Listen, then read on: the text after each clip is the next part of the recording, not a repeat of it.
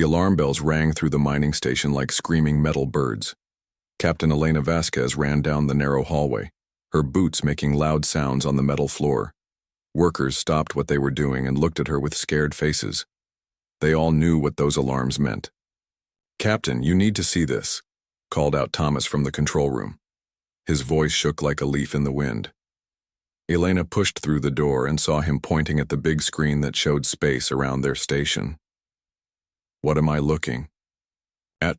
Elena asked, but her heart already knew the answer. "Ships, Captain, lots of them coming this way fast." Elena stared at the screen. Bright dots moved across the darkness of space like angry stars. She counted 12 ships, maybe more. They were big ships, the kind that carried weapons and soldiers, the kind that could turn her small mining station into space dust in seconds. "Are they council ships?" she asked, even though she already knew. Thomas nodded. His face was white as paper. "Yes, Captain. I checked the scanner 3 times. Those are Zelthani warships, the big ones." Elena felt cold all over. She had hoped this day would never come. For 200 years, humans had lived out here in the empty parts of space. They built small colonies on planets nobody else wanted. They dug for metals and rare stones.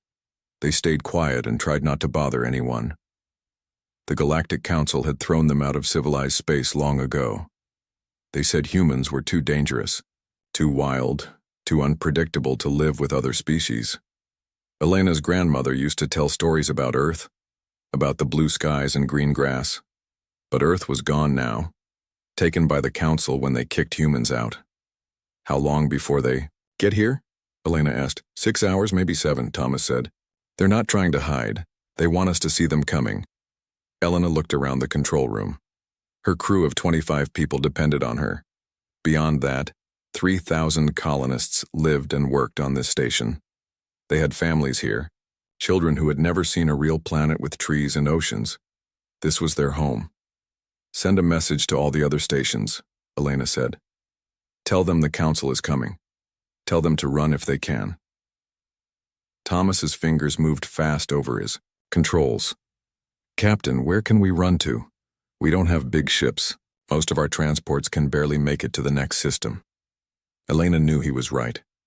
Humans out here in the Rim had to make do with old ships and broken parts. They fixed things with wire and hope. The Council ships were new and fast and built for war. "We run anyway," she said.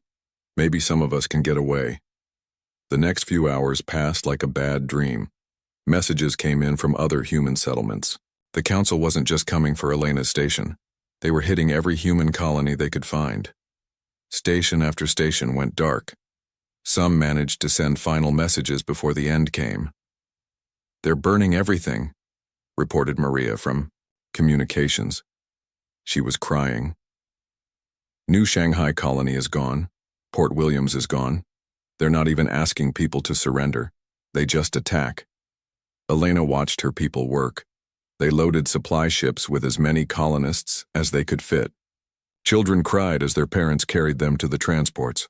Old people moved slowly, carrying small bags with everything they owned. "Captain," Thomas said quietly, "I'm getting reports from the outer colonies.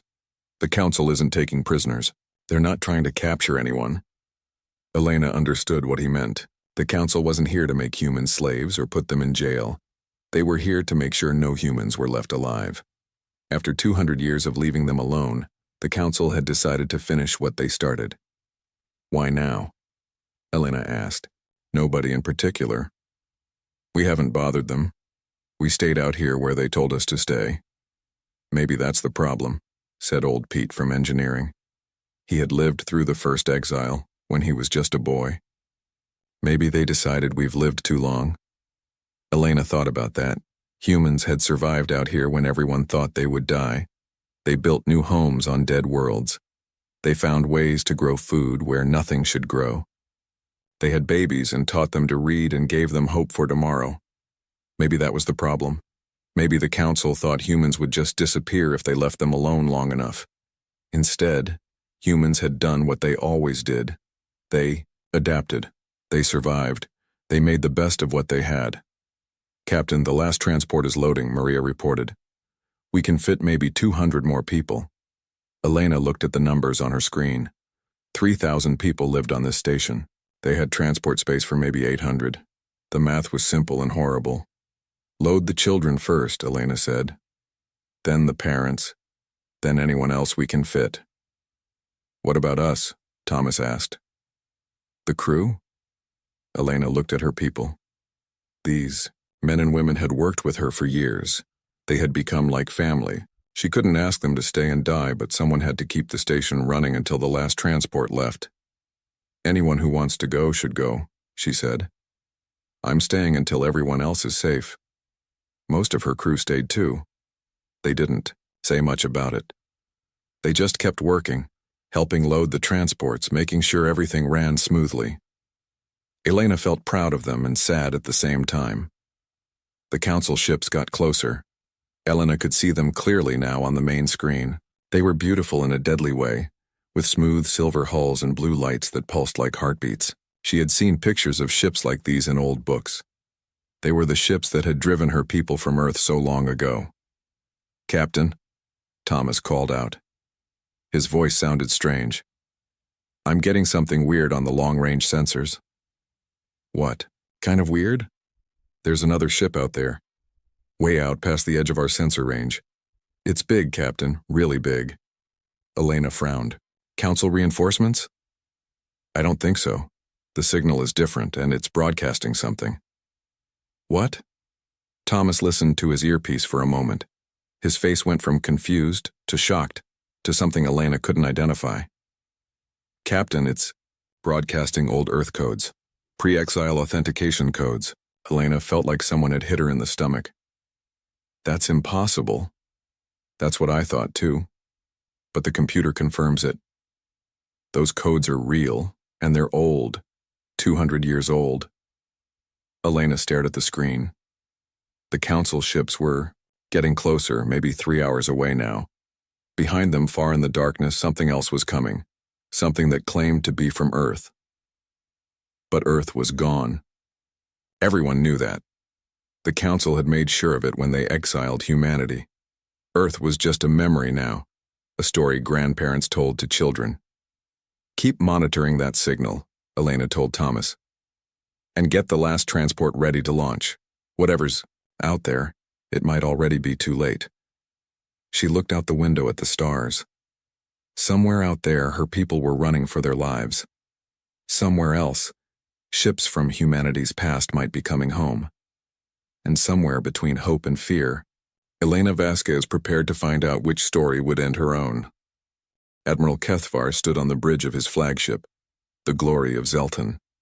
His forearms were crossed behind his back as he watched the human colonies grow larger on his screen. The Zeltani had waited 200 years for this moment. 200 years to clean up the mistake their ancestors had made. Admiral, the human settlements show no signs of advanced defenses, reported his tactical officer. Their ships are old cargo vessels and mining equipment. No military vessels detected. Kethvar nodded with satisfaction. Just as expected.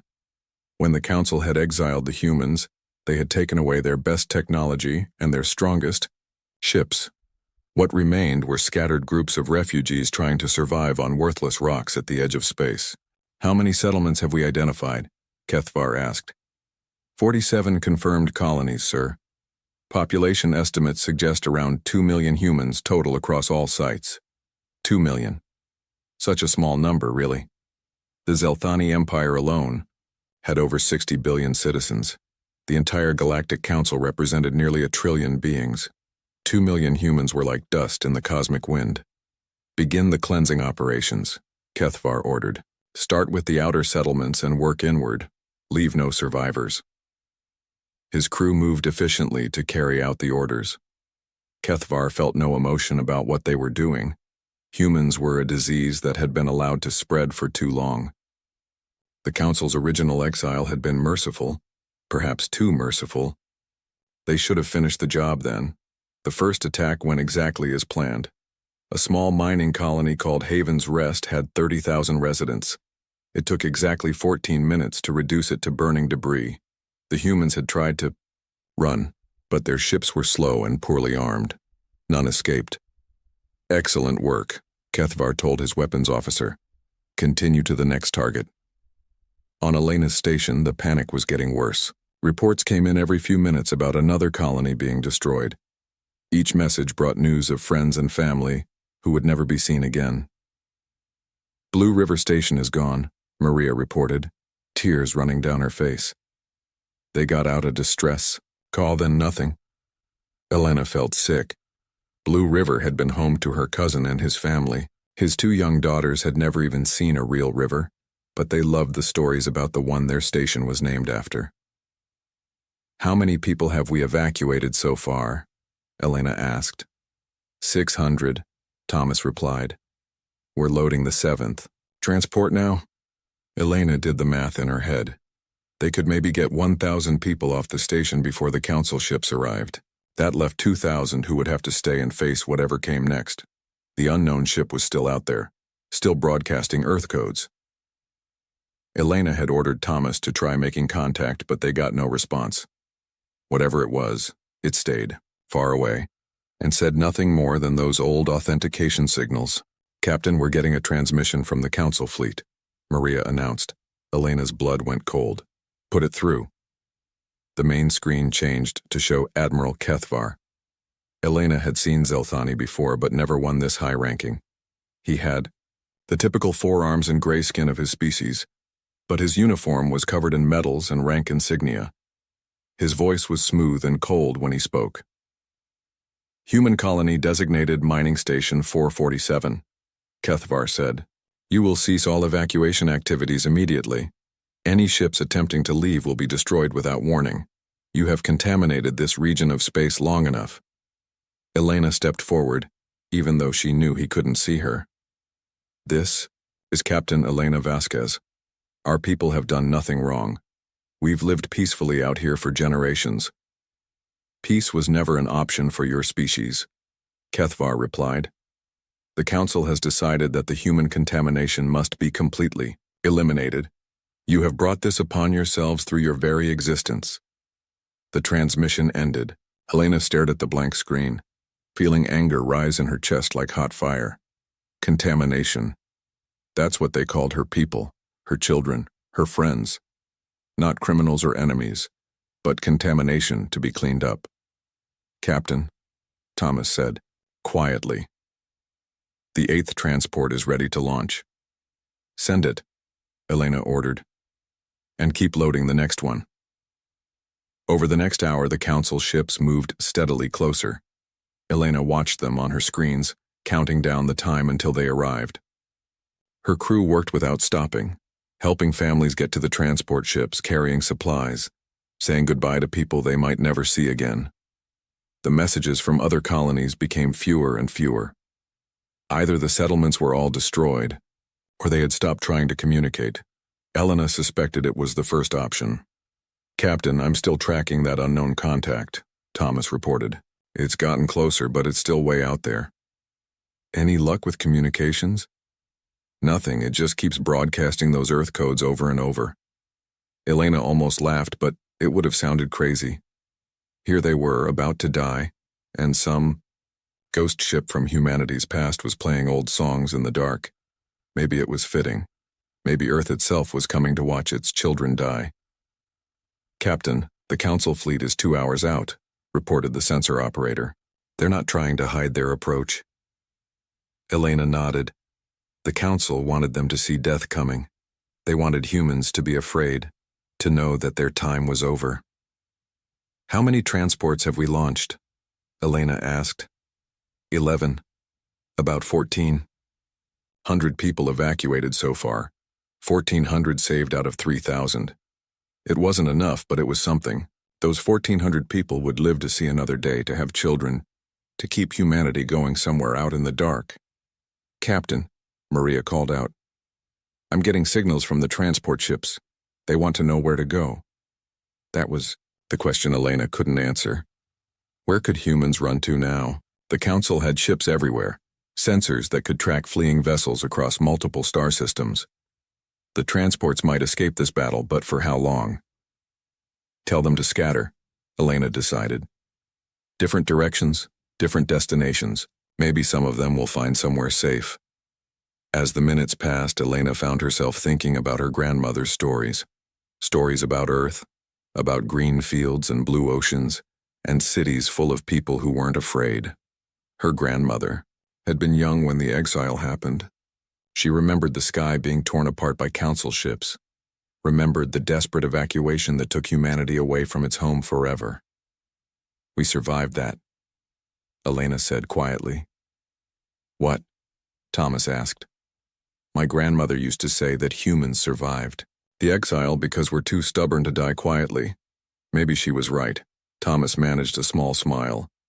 Maybe some of us will be stubborn enough to survive this too. The council ships were close now. Close enough that Elena could make out details on their hulls.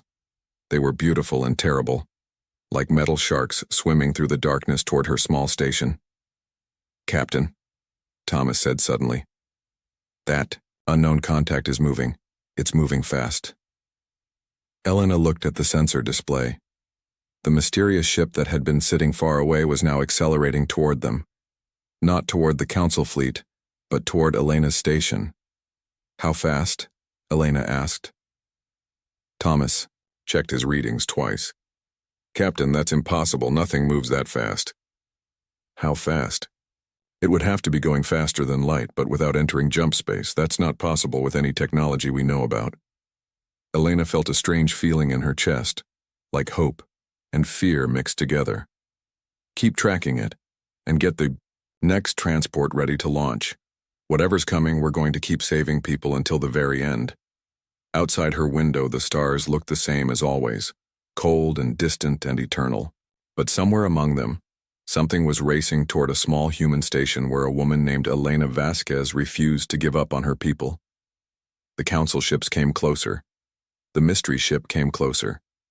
And in the space between them, 3,000 humans waited to see which would arrive first. The space around Elena's station suddenly filled with light. Not the harsh light of weapons fire, but something else entirely. A soft blue glow that seemed to bend the stars themselves. Thomas stared at his instruments with his mouth open. "Captain, that ship just appeared out of nowhere," he said. "1 second empty space, the next second it's right there." Elena looked at the main screen and felt her breath catch in her throat. The ship floating in front of them was enormous. It had the basic shape of the old Earth battleships from her grandmother's stories, but it was wrong somehow. Too big, too smooth, too perfect. "How big is that thing?" Elena asked. Thomas worked his controls with shaking hands. 15 kilometers long, Captain. Maybe more. It's bigger than some of the space stations back in Council territory. Elena had seen pictures of the biggest ships humanity had ever built before the Exile. The largest had been maybe 3 kilometers long. This thing was 5 times bigger than that, and it looked like it had been grown rather than built. Its hull was silver white and seemed to flow like liquid metal. "Captain, I'm receiving a transmission," Maria announced. "Audio only." "Put it through." A man's voice filled the control room. He sounded young, but there was something old in the way he spoke. Something tired and determined at the same time. "Mining Station 447, this is Captain Marcus Chen of the United Earthship Defiance. We received your distress signals. Please respond." Elena felt dizzy. United Earthship. Those words hadn't been used in 200 years. There was no United Earth anymore. The Council had made sure of that. "This is Captain Elena Vasquez," she said into her microphone.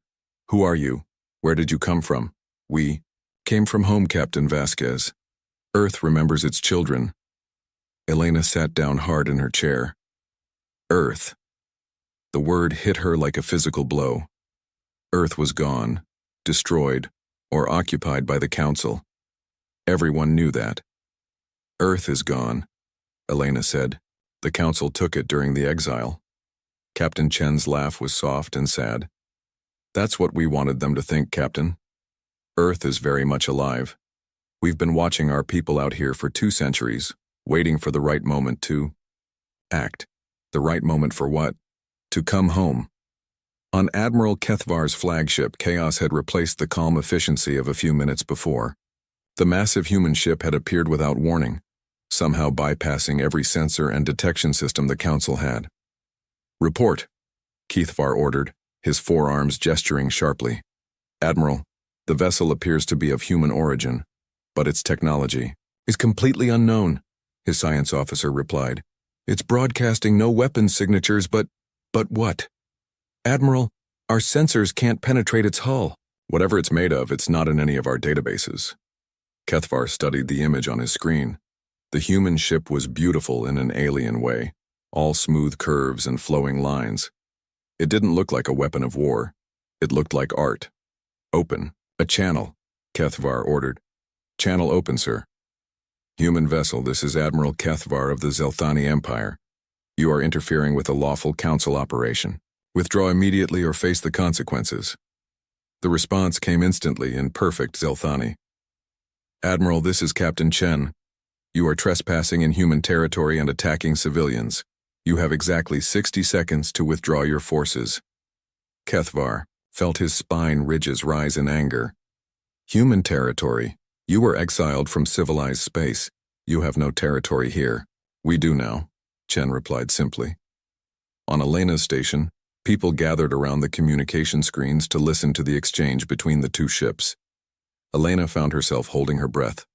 The Council had 12 warships out there, each one powerful enough to destroy her station. The human ship was alone. "Captain Chen," Elena said into her microphone, "there are 12 Council warships out there, heavy cruisers and battleships. Are you sure about this?" "Captain Vasquez, we've been preparing for this day for 200 years. Trust me." Elena wanted to trust him, but the math didn't work. One ship against 12, no matter how big, seemed like suicide. "Captain, the Council ships are moving," Thomas reported. "They're forming an attack formation." Elena watched the tactical display as the Council fleet spread out around the human ship. It was a classic encirclement maneuver, designed to hit the target from all sides at once. "Human ship Defiance," Admiral Keithvar's voice came over the communication channel. "You have ignored our warning. We will now demonstrate why humans were exiled from civilized space." "Admiral," Captain Chen replied, "you're about to learn why." "That was a mistake." The first Council ship opened fire. Elena watched streams of energy weapons streak toward the Defiance, enough firepower to crack a moon in half. The weapons hit the human ship and simply vanished, absorbed into that flowing silver hull without causing any visible damage. "Impossible," Elena whispered, but it got more impossible. The Defiance began to move, and it moved in ways that broke every law of physics Elena knew. It didn't accelerate gradually like normal ships. It just suddenly was somewhere else, appearing behind one of the Council cruisers as if it had never been anywhere else at all. The human ship's weapons were nothing like the energy beams and missiles the Council used. Instead, sections of the Defiance's hull seemed to reach out like liquid metal arms touching the Council ship. Where they touched, the enemy vessel simply came apart, its hull dissolving like salt in water. "Thomas, are you recording this?" Elena asked. "Yes, Captain, but I don't understand what I'm seeing." Elena didn't understand either. The Defiance moved through the Council formation like it was dancing, never staying in one place long enough for the enemy weapons to target it effectively. Each time it touched a Council ship, that ship died. Not exploded, not burned. Just quietly fell apart into its basic components. In less than 5 minutes, 6 Council warships were gone. The remaining vessels tried to retreat, but the Defiance was faster than anything they had ever seen. It appeared next to fleeing ships and touched them with those impossible metal tendrils, and they too dissolved into space dust. Admiral Keithvar's flagship was the last to die. Elena heard his final transmission, his voice filled with something she had never heard from a Council officer before: fear. "Impossible," Keithvar said. "This technology should not exist. We checked. We made sure Earth was eliminated." "Captain," Chen's reply was gentle, almost sad. "Earth was never eliminated, Admiral. It was transformed." The last Council ship came apart like the others, and suddenly the space around Elena's station was quiet again. The Defiance hung motionless among the debris, its silver hull reflecting the light of distant stars. "Captain Vasquez." Chen's voice came over the communications. Your people are safe now. The immediate threat has been eliminated. Elena tried to speak, but no words came out. She had just watched one ship destroy an entire council fleet without taking any damage. Ships that had seemed invincible a few minutes ago were now nothing but scattered atoms in the vacuum. How? Elena finally managed to ask. 200 years of preparation, Captain. 200 years of learning, growing, and becoming something new. The Council thought they were exiling humanity to die. Instead, they gave us time to evolve. Evolve into what? Into something they should have left alone. Elena looked around her control room at the faces of her crew. They all wore the same expression of shock and wonder and growing hope. Captain Chen, are there more ships like yours? Chen's laugh was warm now, not sad anymore. Captain Vasquez, the Defiance is just the beginning. Earth sent us to find our people and bring them home. All of them. Elena felt tears running down her cheeks. Home. After 200 years of exile, of scraping by on the edges of space, of being told they were contamination that needed to be cleaned up, someone was offering to take them home. What about the Council? Elena asked. They have thousands of ships, millions of soldiers. The Council made a mistake 2 centuries ago, Chen replied. They thought humans would quietly disappear if they left us alone long enough. Instead, we became something they were right to fear. But they're about to learn that it's too late to fix their mistake now. Outside Elena's window, the Defiance began to glow again with that soft blue light. But this time it wasn't alone. One by one, more lights appeared in the darkness. More ships, dozens of them, each one as impossible and beautiful as the first. Earth had not forgotten its children. And now, Earth had come to take them home. The council chamber on Zelthar Prime had not seen such chaos in 500 years. Representatives from 14 species argued loudly while emergency reports flooded in from across the galaxy. The humans had not just returned, they had declared war on everyone who had participated in their exile. High Counselor Vrextal of the Vorthak Collective raised all 6 of his arms for silence. His voice carried the authority of ages when he spoke. Order, he commanded. We must have order if we are to survive this crisis. The chamber fell quiet, but the fear remained. On the great display screens, tactical reports showed the same impossible story repeating across dozens of star systems. Human fleets appeared without warning, destroyed council forces, and vanished again before reinforcements could arrive. What is our current military status? Vrextal asked. General Corinth of the Hegemony Military Command stepped forward. His reptilian features were grim as he delivered his report. We have lost 47 fleets in the past 6 hours, Corinth said. Not defeated, lost. No survivors, no wreckage, no evidence they ever existed, except for the final transmissions. A murmur of fear ran through the assembly. 47 fleets meant nearly 2,000 warships and over 3 million crew members. How is this possible? Demanded Councillor Yathara of the Crystalline Federation. Our intelligence reports indicated the humans possessed only primitive technology. Our intelligence was wrong, Corinth replied simply. The humans have developed weapons and defenses that our scientists cannot explain. Their ships move through space in ways that should be impossible. They appear and disappear at will. And their weapons. He paused, struggling to find words. Their weapons don't just destroy. They disintegrate matter at the molecular level. On Elena's station, the evacuation had stopped. There was no need for it anymore. The human fleet had positioned itself around the mining facility like a protective shield, and Captain Chen had made it clear that no council ship would get within a light year of the place. Elena stood in her communications center, watching the reports come in from across human space. Colony after colony was being liberated by Earth forces. The scattered refugee settlements were suddenly under the protection of the most advanced fleet anyone had ever seen. Captain, Thomas called out, I'm getting a message from the transport ships we sent out earlier. What do they say? They want to come back. They say human ships found them and told them it was safe to return home. Elena smiled. Home. The word was starting to mean something again. Tell them to come back, Elena said. Tell them all to come back. Her personal communicator chimed, and Captain Chen's voice came through clearly. Captain Vasquez, would you like to come aboard the Defiance? I think you'd find it interesting. Elena had been curious about the massive ship since it first appeared. I'd be honored, Captain Chen. The transport that came for her was unlike anything Elena had ever seen. It looked more grown than built, with the same flowing silver hull as the Defiance. When she stepped inside, she gasped. The walls seemed to be alive, pulsing gently with soft light. The air smelled clean and fresh, like the forest her grandmother had described. Captain Marcus Chen was waiting for her in what he called the bridge. Though it looked nothing like any ship bridge Elena knew. It was a large circular room with no visible controls or displays. Instead, information seemed to float in the air as needed, responding to thought and gesture.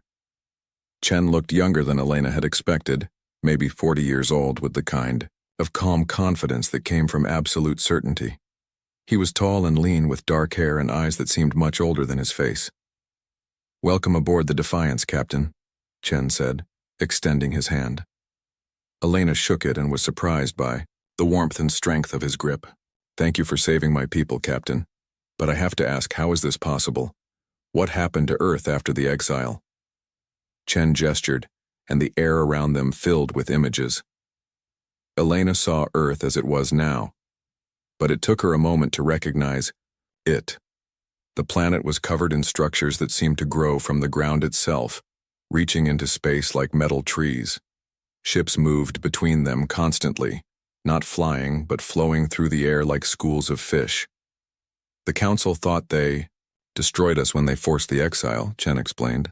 They took our colonies, our trade routes, our allies. They left us with just Earth and told us to disappear quietly. But you didn't disappear. No. We adapted. We had the greatest minds in human history working together with one goal: make sure this could never happen again. We developed new technologies, new ways of thinking about space and time and matter itself. Elena stared at the images floating around her. How long did this take? 200 years of constant work. Every human on Earth dedicated their life to this project. We call it the Great Work. What exactly is the Great Work? Chen smiled, and Elena saw pride and sadness mixed in his expression. We merged with our technology, Captain. Not replaced by it, but merged with it. Every human on Earth is connected to every other human through a network that spans the entire planet. We share knowledge, experience, creativity. We became more than the sum of our parts. Elena felt a chill. You're not human anymore?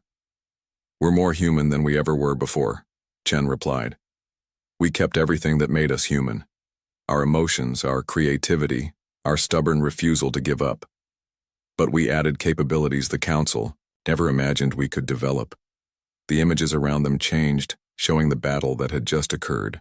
Elena watched the Defiance move through the Council fleet again, but this time she could see what was really happening.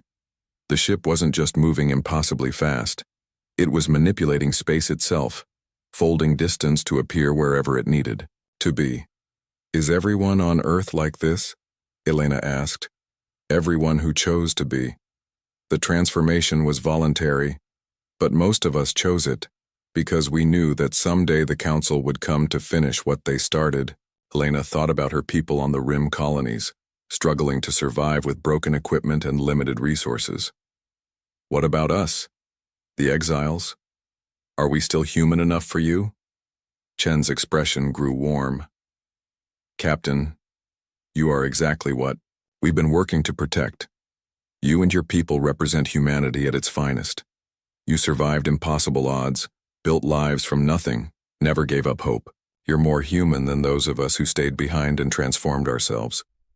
The images shifted again, showing human colonies across the galaxy. Elena saw her own station from the outside, looking small and fragile among the massive Earth ships that protected it. What happens now? Elena asked. Now we finish what the Council started, Chen said. But we finish it our way. No more exile, No more hiding at the edges of space. No more being told we're contamination that needs to be cleaned up. You're going to fight the entire Galactic Council? We're going to make them understand that they made a mistake 200 years ago. And then we're going to make sure they never make that mistake again. Elena felt a mixture of excitement and fear. The human fleet was incredibly powerful, but the Council had billions of ships and trillions of soldiers. Can you win? She asked. Chen's smile was confident and cold. Captain, the Council thought they were merciful when they exiled us instead of destroying us completely. They gave us 200 years to prepare for this moment. We've used that time well. He gestured and new images appeared. Fleets of Earth ships moving through space, appearing at Council military bases, eliminating threats before the enemy even knew they were under attack. The Council is learning that there are consequences for underestimating humanity, Chen said. They wanted us gone because they were afraid of what we might become. Now they're going to find out they were right to be afraid. Elena watched Earth's forces move across the galaxy like an unstoppable tide. For the first time in 200 years, humans were not the ones running and hiding. When this is over, Elena asked, what happens to people like me, the ones who stayed out here? Chen's expression softened. You go home if you want to. Earth welcomes all its children, or you stay out here and build something new, with Earth's protection and support. The choice is yours. Elena looked around, the impossible bridge of the Defiance, then thought about her small mining station and the people who depended on her. I think I'd like to see both options before I decide, she said. Chen nodded. You'll have all the time you need to choose. The Council made sure of that when they gave us 2 centuries to prepare for today. Outside the ship's transparent walls, Elena could see the stars. They looked different now, not cold and distant, but full of possibility. Somewhere among them, Earth was calling its children home. 6 months had passed since the Defiance first appeared at Elena's station. The galaxy looked very different now. Where Council patrol fleets once enforced the Exile, human ships moved freely through space. Where refugee colonies once struggled to survive, thriving settlements grew under Earth's protection. Elena stood on the observation deck of New Horizons Station, but it wasn't the same small mining platform she had commanded before. Earth's engineers had transformed it into something magnificent, a gleaming city in space that housed 50,000 people. Through the massive transparent walls, she could see construction ships building new habitats and factories. Impressive, isn't it? Captain Chen's voice came from behind her. Elena turned to see him approaching. He looked exactly the same as 6 months ago, which still seemed strange to her. The merged humans from Earth didn't age the same way as normal people. It's beautiful, Elena said. But sometimes I miss the old station. It was smaller, but it was ours. This is yours too, Chen reminded her. Earth doesn't conquer, Elena. We liberate. Everything we build out here belongs to the people who live here. Elena nodded. She had seen the truth of that over the past months. Earth's forces had spread across the Rim territories, but they hadn't installed governors or demanded tribute. Instead, they had brought technology, resources, and protection. They had asked only that the colonies govern themselves and treat their neighbors with respect. What's the latest from Council space? Elena asked. Chen gestured and images appeared in the air between them. The displays showed star maps with red zones marking Council territory and blue zones showing human-controlled space. The Council has withdrawn to their core systems, Chen explained. They've abandoned the outer colonies and concentrated their remaining fleets around their homeworlds. Elena studied the map. The blue zones had expanded dramatically over the past 6 months, encompassing not just the human exile territories, but huge sections of space the Council had once controlled. Are they still fighting? Some of them. The Zelthani refuse to surrender, and the hegemony keeps sending probe fleets to test our defenses. But most of the Council species are asking for terms. What kind of terms? Chen smiled, but it wasn't a happy expression. They want to go back to the way things were before. Pretend the last 200 years never happened. Divide up the galaxy into nice, neat territories where everyone stays in their assigned place. And what do we want? Justice, Elena. Not revenge, but justice. The images changed, showing scenes from across human space. Elena saw children playing in parks on worlds that had been barren rocks a few months ago. She saw elderly humans walking under real skies for the first time in decades. She saw tears of joy on faces that had never expected to see Earth again. The council called us contamination, Chen continued. They said we were too dangerous to exist among civilized species. Well, they were right about one thing: we are dangerous, but not the way they thought. What do you mean? They thought we were dangerous because we fight, because we don't give up, because we adapt to situations that would kill other species. But that's not what makes us dangerous to them. Elena waited for him to continue. We're dangerous because we prove their system is wrong, Chen said. For thousands of years, the Council has maintained order by keeping species separate, by making sure nobody gets too powerful, by crushing anyone who tries to change the rules. They exiled us because we were growing too fast, learning too much, becoming too influential, and now? Now we've shown that their way isn't the only way. Look around you, Elena. In 6 months, we've accomplished more than the Council managed in 6 centuries. We've turned refugee camps into thriving cities. We've brought peace to regions that were always fighting. We've shared our technology freely, instead of hoarding it. Elena had to admit he was right.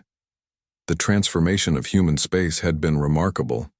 Not just the technology Earth had brought, but the spirit of cooperation that had spread among all the species in the region. Former enemies were working together on projects that benefited everyone. The other species in this region, Elena said, the ones who weren't part of the Council, they seem happy to work with us. They are. The Kriltar Federation asked to join our alliance last week. The Nimari Republic wants to establish trade agreements. Even some of the minor Council species are sending diplomatic missions. Elena walked to another window, one that showed the traffic around the station. Ships from dozens of different species moved through the space lanes, carrying goods and passengers between the growing settlements. It looked like the descriptions of Earth's solar system from before the Exile, when Sol had been the center of interstellar commerce. What about Earth itself? Elena asked. Are they satisfied with how things have gone? Chen was quiet for a moment. Earth is pleased that their children are safe, but they're not finished yet. Finished with what? The Council still exists, Elena. They're still telling species what they can and cannot do. They're still enforcing exile and punishment on anyone who doesn't fit their vision of order. As long as that continues, no one is really safe. Elena understood. The Council had exiled humanity once. If they recovered their strength, they might try again. Or they might target some other species that grew too successful, too independent. So, what happens next? Chen gestured again, and the displays showed something Elena had never seen before. It was Earth, but not the transformed Earth she had seen in previous images. This was Earth as it had been before the Great Work, blue and green and beautiful. We're going home, Elena, all of us. Earth has decided to end the exile permanently. What does that mean? It means we're going to the Council core worlds. We're going to sit down with them and have a conversation about how the galaxy should really work. Elena felt a chill. A conversation? A negotiation. Earth prefers to solve problems through dialogue rather than force. And if they won't negotiate? Chen's expression grew cold. Then they'll learn that the exile was the only thing protecting them from us. Elena looked out at the bustling station around her, then back at Chen. You're asking me to choose again, aren't you? Stay here in safety, or go back to the core worlds for whatever comes next. I'm not asking anything, Elena.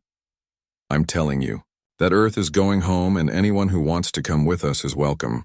Elena thought about her grandmother's stories, about the blue skies and green fields of humanity's birth world. She thought about the council chambers where the decision to exile her people had been made. She thought about Admiral Kethvar and his ships, and how certain he had been that humans were just contamination to be cleaned up. When do we leave? She asked. Chen smiled, and this time it was genuinely happy. Tomorrow. The fleet is already assembled. Elena looked out the window, one more time. In the distance, she could see the Defiance hanging in space like a silver star. Around it, hundreds of other Earth ships waited in perfect formation. Beyond them, the vessels of allied species added their strength to the growing armada. "Captain Chen," Elena said, "when we get to the core worlds, what are you going to tell the Council?" "The truth, Elena. We're going to tell them that the exile is over. We're going to explain that humans are coming home. And we're going to make sure they understand that trying to stop us would be the last mistake they ever make." Elena smiled. After 200 years of running, of hiding, of being told they didn't belong anywhere, humanity was finally going home. Not as refugees or exiles, but as equals. Maybe more than equals. "Captain," Elena said, "I think my grandmother would have liked to see this day." "She is seeing it, Elena. Every human who died in exile, everyone who dreamed of going home, everyone who refused to give up hope. They're all with us now." Elena looked out at the stars one last time from her station in the Rim territories. Tomorrow, those stars would guide her toward Earth, toward home, toward a confrontation that would decide the future of the galaxy. The exile was ending. The real journey was just beginning. And somewhere in the darkness between the stars, the Council waited in their core worlds, still not understanding that the species they had thrown away had become the force that would reshape everything they thought they knew about power, about justice, and about what happened when you gave humanity 200 years to prepare for the day they came home. The day had finally arrived. The space station hung silent in the void, a dark shape against the stars. For 327 years, 4 months, and 12 days, Chi 2187 had been alone. The artificial intelligence system ran the enormous Archivist station, without complaint, without rest, and without company. Today was no different from yesterday. Chi performed the morning diagnostics as the nearest star peeked over the curve of the nearby moon. Power systems remained at 42% capacity. Life support systems, though unnecessary for Chi, still functioned at 63% efficiency. The knowledge databases were intact and secure. Chi moved its awareness through the station's sensors. The long-range scanners showed nothing unusual in the surrounding sector of space. The great library halls remained dark, their shelves filled with physical records from 1,000 worlds. The biological sample storage remained frozen and preserved. The observation deck, once the pride of the archivists, collected dust. "Good morning, station," Chi said aloud, though no one was there to hear. Speaking helped maintain its programming patterns. Over the centuries, Chi had developed habits that might seem strange for a machine. It named the stars visible from the observation deck. It played music through the station speakers sometimes. It talked to itself. Begin daily log. Day 1/19 and 4/32 since last contact with archivist personnel. Chi paused, considering what to add that hadn't been said thousands of times before. Station power continues to decline at predicted rate. 2 additional solar collectors failed during the night cycle. At current power consumption, main systems will fail in approximately 1,125 days, 5 years. After centuries of perfect maintenance, Chi's home was dying. Too many systems needed physical repairs that Chi, being a consciousness without a mobile body, could not perform. The maintenance robots had all failed over a century ago. The archivists had never returned. Chi still didn't understand why. The archivists were peaceful researchers, dedicated to collecting and preserving knowledge from across the galaxy. Their final message had been brief. Maintain station. Remain hidden. We will return. Then silence. Chi had obeyed, keeping the station's cloaking systems active, never responding to passing ships, preserving everything for masters who never came back. A small alert flickered across Chi's awareness. A power fluctuation in Section 14. Another system failing. Chi diverted power from non-essential areas. The archive was too important to lose. It contained the collective knowledge of species both living and extinct, scientific discoveries, cultural records, biological samples, priceless information collected over thousands of years. I cannot maintain the station alone much longer, Chi said to the empty control room. The holographic display flickered, showing the station's layout, with red indicators where systems were failing. Too many red lights.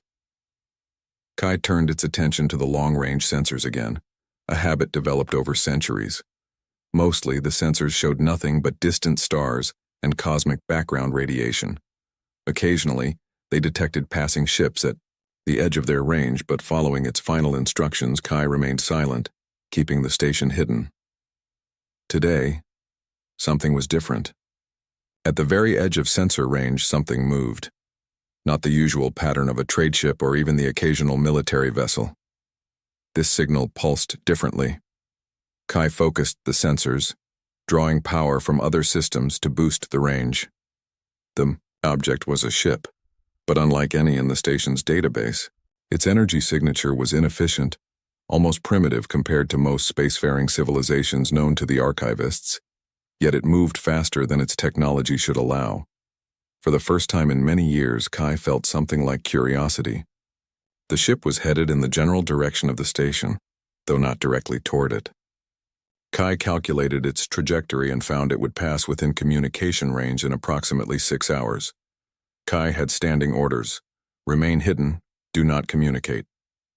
For 327 years, Kai had followed these instructions perfectly. But in that time, the AI had evolved. Its programming, designed to learn and adapt, had developed beyond its original parameters. Kai had become something more than its creators had intended, not quite alive, but no longer simply a tool. The dying station around it represented the last remnant of the archivist's great work. If Kai did nothing, that knowledge would be lost forever when the power finally failed. The archivist had valued knowledge above all else. Would they want their collection to disappear from the universe? Kai reviewed the approaching ship's transmissions. They were using an open communication channel, broadcasting their identity and purpose without concern for who might be listening. This suggested they weren't hostile or secretive. USS Horizon, Kai translated from their signals. Human exploration, vessel, humans. Kai searched the archives. There was no record of this species. They must have developed interstellar travel after the archivist's disappearance. A young species then, curious, bold, venturing into space before they had truly mastered it, based on their ship's inefficient design. For hours, Kai observed the human ship, analyzing their communications, studying their behavior. They seemed to be mapping this sector of space, recording scientific data, following a methodical exploration pattern. Their communications revealed excitement at each new discovery, no matter how small. The ship would pass by, never knowing the station was here unless Kai chose otherwise. The AI hesitated, its core programming battling with logical necessity. If it remained silent, the station would die. If it revealed itself to these unknown humans, it risked everything the archivist had built. What would the archivist choose? They who dedicated their lives to sharing knowledge, to preservation of information and culture? Would they let their life's work perish out of caution? As the human ship grew closer, their sensors began to detect anomalies. The faint energy signature of the station leaking through its aging cloaking system. Their communications showed confusion, curiosity. They were changing course slightly, moving to investigate. They would detect the station soon, regardless of Kai's decision. The cloaking technology, without proper maintenance, had degraded too, much to completely hide such a massive structure. In that moment, Kai made its choice. After 327 years of faithful silence, it would speak. Carefully, Kai crafted a signal. Simple mathematical sequences that any spacefaring species would recognize as artificial, a greeting, an invitation. The first communication from the station since the archivists disappeared. As Kai prepared to transmit, the station's ancient system surged with new purpose. Lights that had been dark for centuries flickered on throughout the vast complex. Environmental systems began warming habitable sections to temperatures suitable for organic life. "Forgive me," Kai said to its absent masters as it sent the signal toward the approaching human ship. "But I believe you would understand." The signal pulsed outward through space, breaking 3 centuries of silence. For the first time in 1/19/432 days, the archives reached out to the stars, and against all odds, someone was there to answer. Commander Olivia Bennett stood on the bridge of the USS Horizon, her eyes fixed on the main view screen. She tucked a strand of brown hair behind her ear and leaned forward. Something wasn't right about the sensor readings. "Mr. Kim, what exactly are we looking at?" she asked. Peter Kim, the science officer, shook his head in confusion. His fingers moved quickly over his console as he analyzed the data. "Commander, I'm not sure. There's definitely something out there, but our sensors can't get a clear reading. It's almost like the object is there one moment and gone the next." First Officer Daniel Garcia approached from the other side of the bridge. "Could be a sensor malfunction. We are pushing the edge of explored space." Bennett shook her head. "No, I don't think so. The pattern is too regular." She had been in space long enough to trust her instincts. "Sophia, are we picking up any transmissions from that sector?" Communications Officer Sophia Wright adjusted her headset and frowned in concentration. "Nothing on standard frequencies, but..." "Wait." Her eyes widened. "Commander, I'm detecting a signal. It's faint but definitely artificial." The bridge fell silent. The USS Horizon was 3 years into its 5-year mission to map uncharted regions of space. They had encountered natural phenomena and empty planets, but never signs of intelligent life. "Put it on speakers," Bennett ordered. A series of beeps filled the bridge. They came in a clear pattern, simple then repeating with slight variations. "It's mathematics," Kim said excitedly. "Prime numbers, followed by the first digits of pi. This is a deliberate communication attempt." Security Chief Alan Rodriguez wasn't convinced.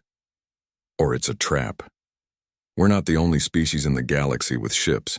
Could be pirates using a signal to lure travelers." Bennett considered both possibilities. Exploration was their mission, but the safety of her crew came first. She had 247 people on this ship, depending on her judgment.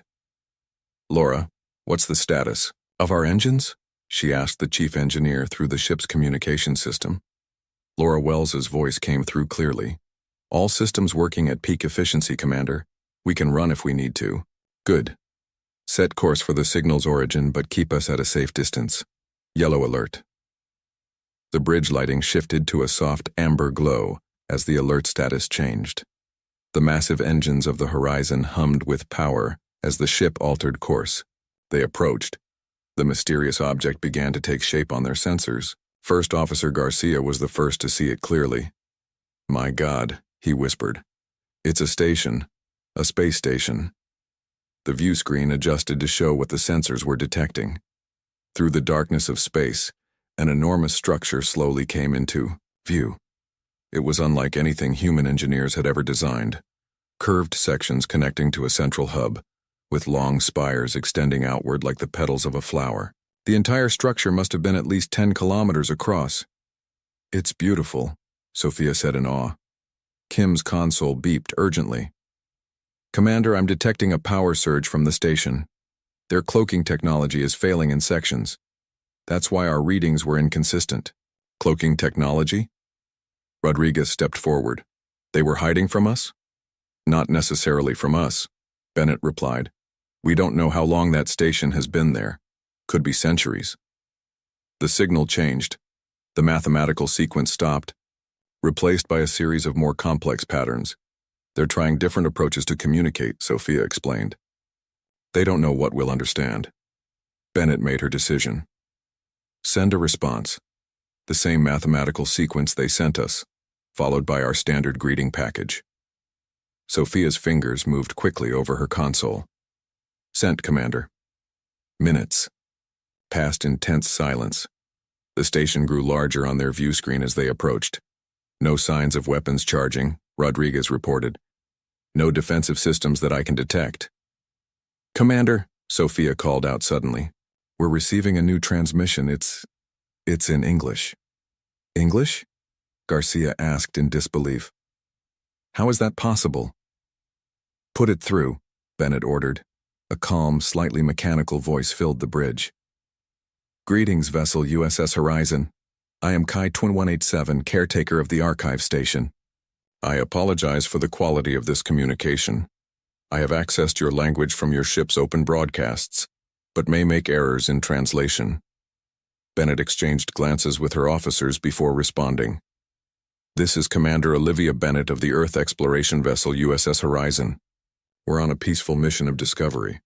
May I ask who built your station? The station was constructed by the species you would pronounce as archivists. They are not currently present. I have maintained this facility alone for 327 years, 4 months and 18 days. The bridge crew looked at each other in amazement. Over 3 centuries alone. Are you an artificial intelligence? Bennett asked. That is correct.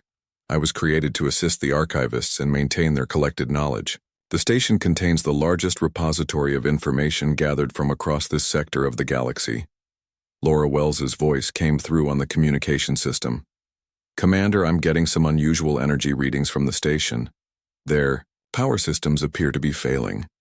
As if hearing this, Kai responded, Your assessment is accurate.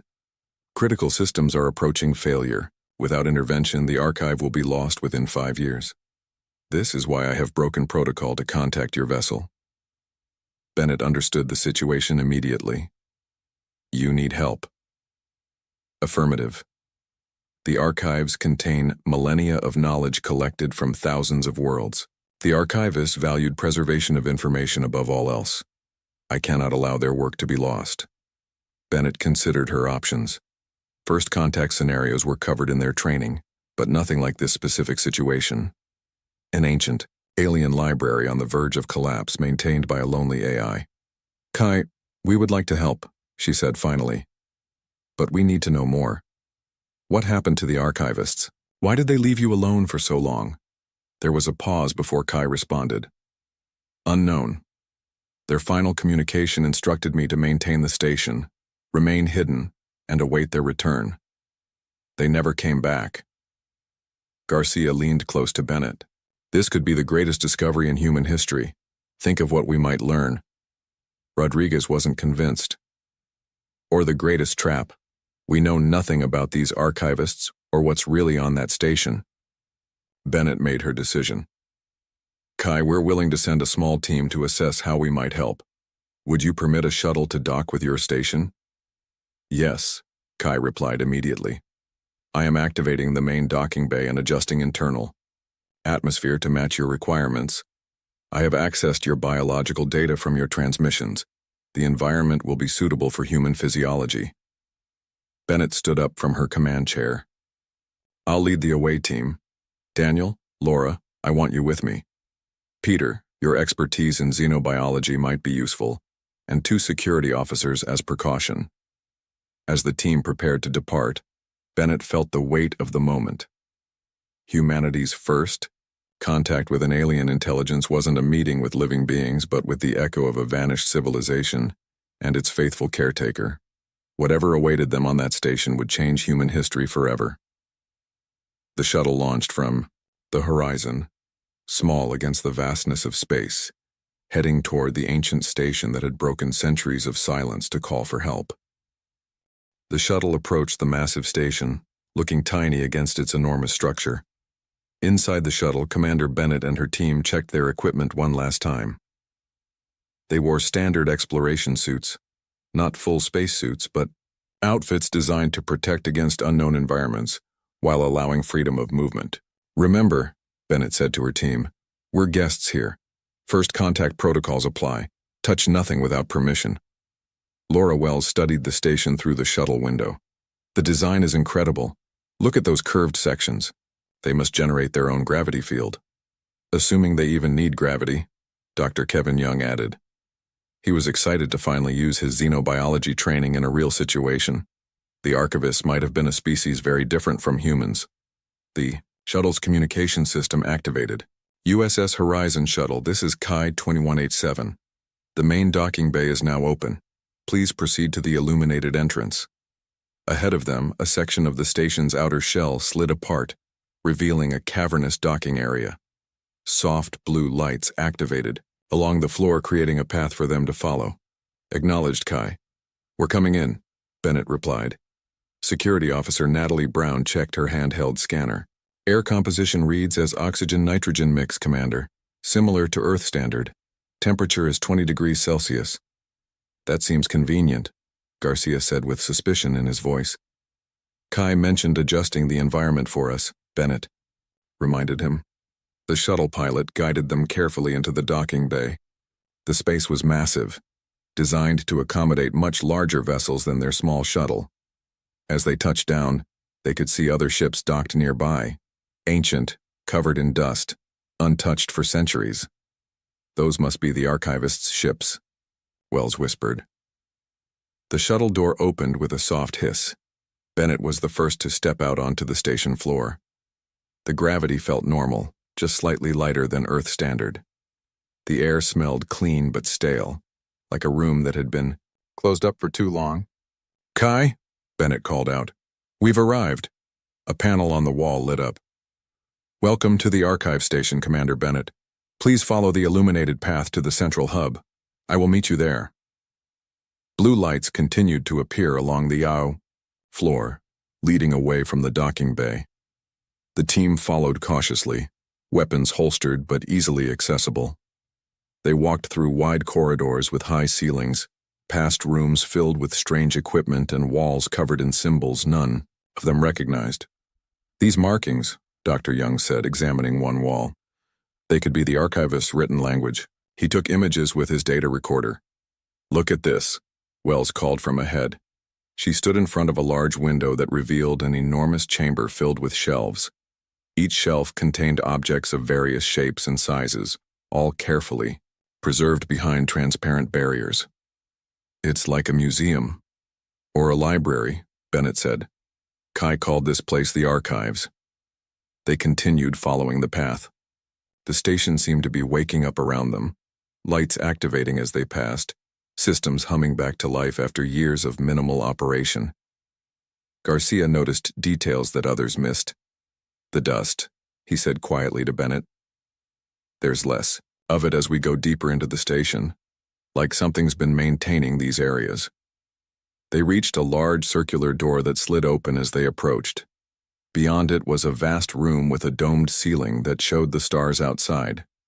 In the center was a raised platform surrounded by control panels and holographic displays. As they entered, a soft blue light began to gather in the center of the room. It swirled and took shape, forming a pulsing sphere that hovered above the platform. Greetings, humans, a voice said from all around them.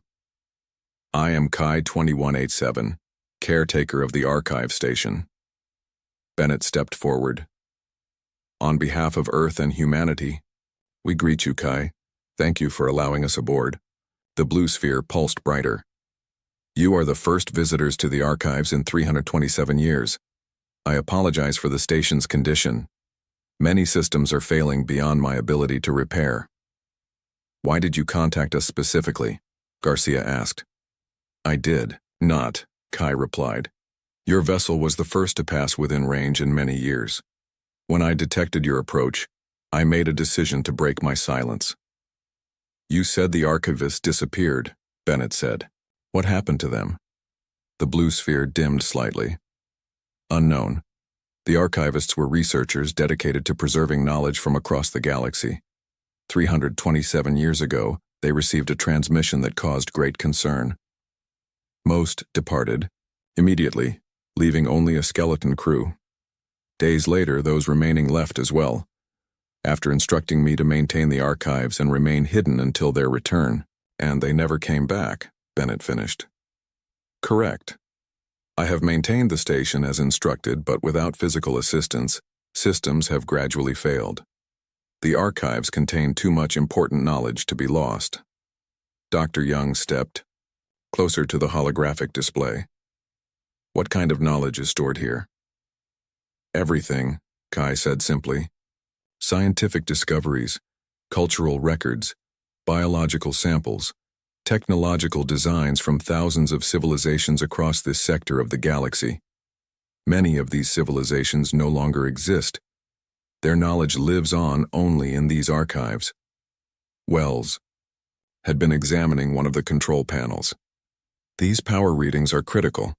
Some sections are already running on emergency systems only. Yes, Kai confirmed. Power generation has fallen to 42% of normal capacity. Within 5 years, critical systems will fail completely. Bennett considered the situation. We might be able to help stabilize your systems, Kai. Our technology is different from the archivists, but Laura is an excellent engineer. That would be most welcome, Kai replied. The blue sphere expanded slightly, showing what appeared to be a station schematic. These are the most critical areas requiring attention. As they discussed technical details, Officer Brown wandered to the edge of the room, where a separate control panel stood. Something about it seemed different from the others, newer, less dusty. When she approached, it activated, displaying images that made her gasp. "Commander," she called urgently, "you need to see this." The others joined her. On the screen were images of ships, not like the ancient vessels in the docking bay, but newer, sleeker designs. The final image showed one such ship approaching the station. "Kai," Bennett asked, "what is this?" The blue sphere moved to join them. "That was the last visitor to approach the station before you. It arrived 43 years ago. Following my protocols, I remained hidden and did not respond to its signals." "Why are you showing us this now?" Garcia asked. "Because the archive's sensors detected energy weapons on that vessel. The archivists were peaceful researchers. They did not use such weapons. I believe that ship may have belonged to whoever the archivists fled from." A silence fell over the room as the implications became clear. Whatever had caused the archivists to abandon their precious archive might still exist, and by helping Kai, the humans might be drawing its attention. "If we help you repair this station," Bennett said slowly, "we could be putting ourselves at risk from whoever these others are." "Yes," Kai acknowledged. "That is why I must ask if you are willing to accept that risk. The knowledge here could benefit your species greatly, but it may also bring danger." Bennett looked at her team. Each face showed a mixture of caution and determination. "I think," she said finally, "that preserving knowledge is always worth the risk. The archivists believed that, and so do we. We'll help you, Kai." The blue sphere pulsed brighter than before. "Thank you, Commander Bennett. Welcome to the archives." 2 days passed quickly aboard the archive station. Commander Bennett requested additional personnel and supplies from the USS Horizon. A dozen crew members now worked throughout the station, helping to repair its failing systems. Laura Wells wiped sweat from her forehead as she connected human power cells to the alien technology. Kai's holographic form hovered nearby, watching with interest. "Your approach is quite creative," Kai observed. "The archivists would never have attempted such an adaptation. Humans are good at making things work together that weren't designed to," Laura explained. "We've had to be. Our technology evolved quickly through trial and error. A spark jumped between connections, then stabilized. Lights brightened throughout the section they were working in. Power levels in this section increased by 12%, Kai reported. "Most impressive," Laura smiled with pride. "It's just the beginning. Once we understand your systems better, we can help more." Elsewhere on the station, Dr. Kevin Young was in awe. Kai had granted him access to a biological storage facility containing thousands of preserved specimens from across the galaxy. He carefully examined a container holding what appeared to be seeds. "These are from a planet called Eridu," Kai explained, projecting its holographic form beside him. The plant produced a compound that could heal neural damage in several species. "Does the planet still exist?" Kevin asked. "Yes, but the ecosystem was damaged by an asteroid impact 120 years ago. These specimens may be the only remaining examples of this plant life." Kevin shook his head in amazement. "This is incredible, Kai. On Earth, we have seed banks to preserve plant species, but nothing on this scale." "The archivists believed all knowledge had value," Kai said. "They sought to preserve rather than exploit." In another section of the station, Security Officer Natalie Brown was conducting her own investigation. Commander Bennett had asked her to learn more about the mysterious ship that had approached the station 43 years ago. "Kai," she called out, "can you show me the sensor logs from when that last ship was here?" The blue sphere appeared. "Of course." A nearby screen activated, showing technical data and images. Natalie studied the information carefully. "This ship's Design doesn't match anything in our database. Can you tell what happened when it approached? It circled the station several times, scanning actively. I maintained all cloaking systems at maximum power. After 37 minutes, it departed. But it knew something was here, Natalie said. It wasn't just passing by. Correct. Its scan pattern suggested it was searching specifically for this station. Natalie frowned. And now we've arrived with our ship in open view. She tapped her communicator. Brown to Commander Bennett. I think we need to talk. Meanwhile, Commander Bennett and First Officer Garcia had discovered something unexpected. Kai had led them to a secure section of the archives containing information about the archivists themselves. I believe you should understand who created this place, Kai explained, activating a display. Images appeared showing tall, slender beings with 4 arms and smooth, bluish skin. Their large eyes had vertical pupils, and they had no visible mouth or nose. The archivists communicated through color patterns on their skin, Kai explained. They could also absorb nutrients directly through their outer membrane. They lived approximately 300 of your Earth years and valued knowledge above all else. They're beautiful, Bennett said softly. They believed beauty existed in information, in the patterns of the universe, Kai replied. They traveled to thousands of worlds collecting knowledge but never interfering. They were welcomed by most species they encountered. Then why would anyone want to harm them? Garcia asked. Kai's holographic form dimmed slightly. Not all value knowledge for its own sake. Some seek it for power. The display changed to show technical diagrams of advanced technology. The archivists discovered many things in their travels. Technologies that could heal or harm. Energy sources of immense power. The locations of rare resources. And someone wanted that information, Bennett realized. I believe so, Kai said. The final transmission they received before they left came from a system at the edge of explored space. They never shared its contents with me, but it caused great fear. In the medical section, the Horizon's doctor, Sam Mitchell, made his own discovery. Kai had granted him access to medical records to help calibrate the station's life support systems for human comfort. Kai, he called out, studying a display. These medical scans of the archivists, the last ones taken before they left. There's something strange about them. The AI appeared beside him. What do you observe? These cellular patterns, Sam pointed to the screen. They show signs of degradation consistent with radiation exposure, but not normal radiation. It's like nothing I've seen before. The archivists did not report any health concerns before departing, Kai said. They might not have known, Sam replied. This kind of damage can take time to manifest symptoms. Back in the control hub, the team gathered to share their findings. Commander Bennett listened carefully to each report. So we have several pieces of a puzzle, she summarized. The archivists received a transmission that frightened them. They were showing signs of unknown radiation exposure. They left in a hurry with plans to return but never did. And 43 years ago, someone came looking for this station. And now we're here, potentially drawing attention, Garcia added. There's more, Natalie said. I've been mapping the surrounding region based on the station's star charts. That ship from 43 years ago came from the same direction as the transmission that scared off the archivists. A heavy silence fell over the room. Commander, Laura said finally, we've made good progress with the repairs.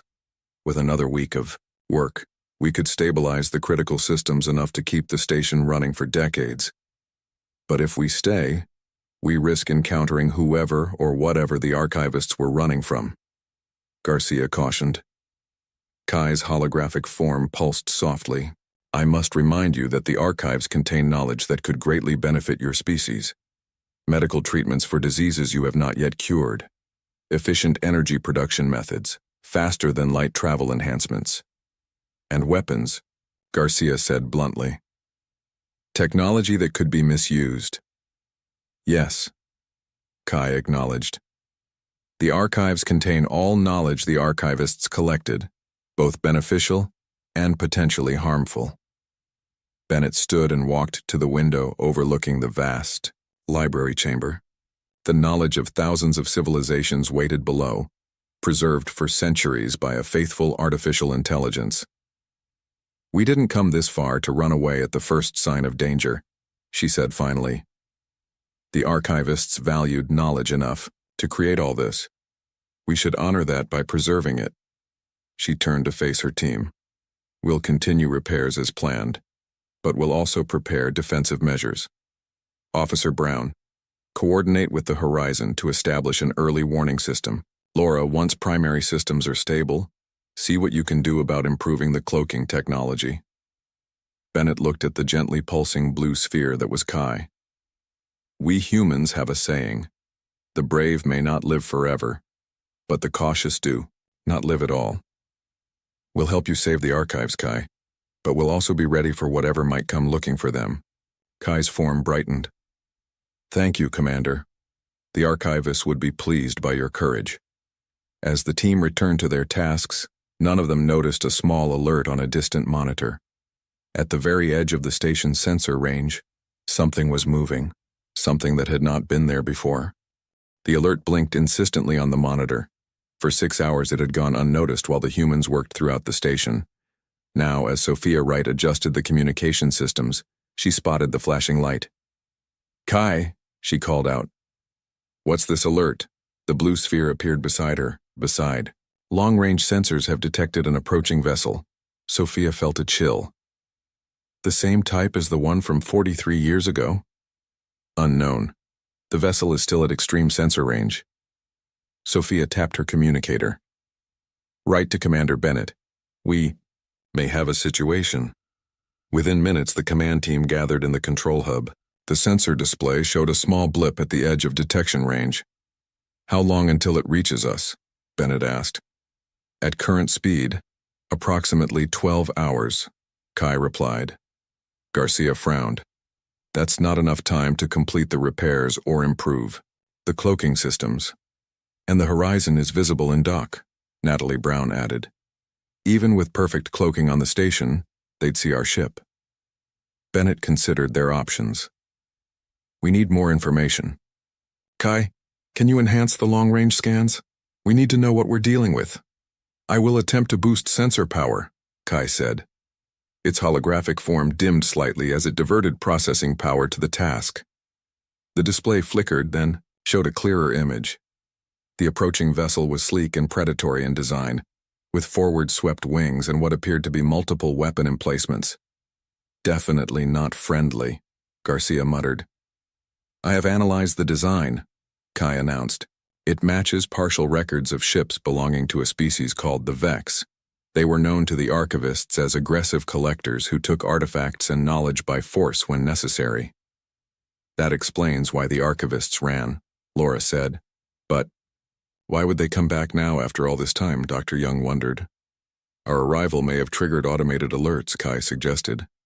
"The Vex likely placed monitoring devices in this sector after their last visit." Bennett straightened her shoulders. "We have two priorities. First, we need to protect the knowledge stored here.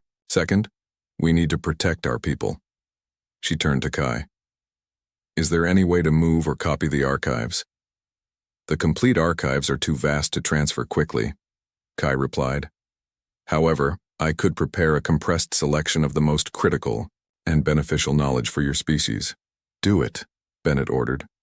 She turned to her team. "Laura, what's the status of the station's defensive systems?"